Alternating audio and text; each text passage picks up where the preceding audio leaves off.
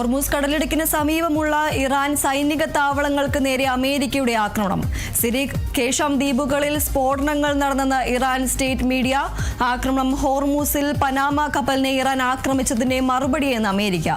തുടങ്ങിവെച്ച ജോലി പൂർത്തിയാക്കാൻ അമേരിക്ക തീരുമാനിച്ചാൽ ഇറാൻ ബാക്കിയുണ്ടാകില്ലെന്ന് പ്രസിഡന്റ് ഡൊണാൾഡ് ട്രംപിന്റെ ഭീഷണി. താൽക്കാലിക വെടിനിർത്തൽ ധാരണയ്ക്ക് ശേഷമുള്ള രണ്ടാമത്തെ ഏറ്റുമുട്ടൽ.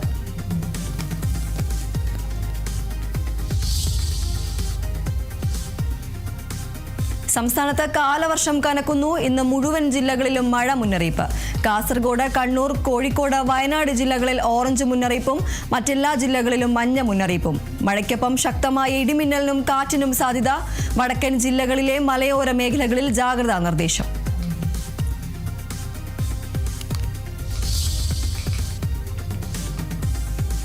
വിദേശ സംഭാവനകൾ സ്വീകരിക്കുന്നതിനുള്ള FCRA ചട്ടഭേദഗതിയിൽ പ്രതിഷേധവുമായി കത്തോലിക്ക സഭ.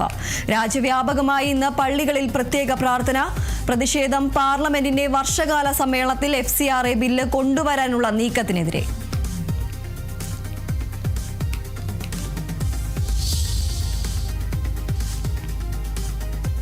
തിരുവനന്തപുരം ആറ്റുകാലിൽ 27-കാരി ജീവനൊടുക്കിയ സംഭവത്തിൽ ഭർത്താവ് അതുലിന്റെ അറസ്റ്റ് രേഖപ്പെടുത്തി.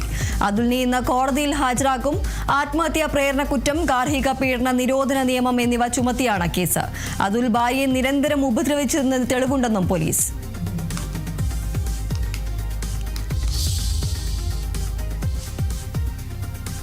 തമിഴ് ചലച്ചിത്ര നടനും സംവിധായകനുമായ കെ ഭാഗ്യരാജിന്റെ സംസ്കാരം ഇന്ന് രാവിലെ ചെന്നൈയിലെ വസതിയിൽ നിന്നും മൃതദേഹം വിലാപയാത്രയെ കൊണ്ടുപോകും.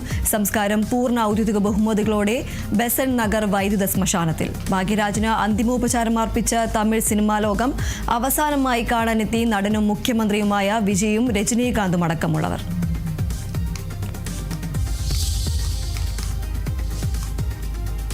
ലോകകപ്പിൽ ഗ്രൂപ്പ് ചാമ്പ്യന്മാരായി ഇംഗ്ലണ്ട് നോക്കൌട്ട് റൗണ്ടിൽ. പനാമയെ തോൽപ്പിച്ചത് 2 ഗോളുകൾക്ക്.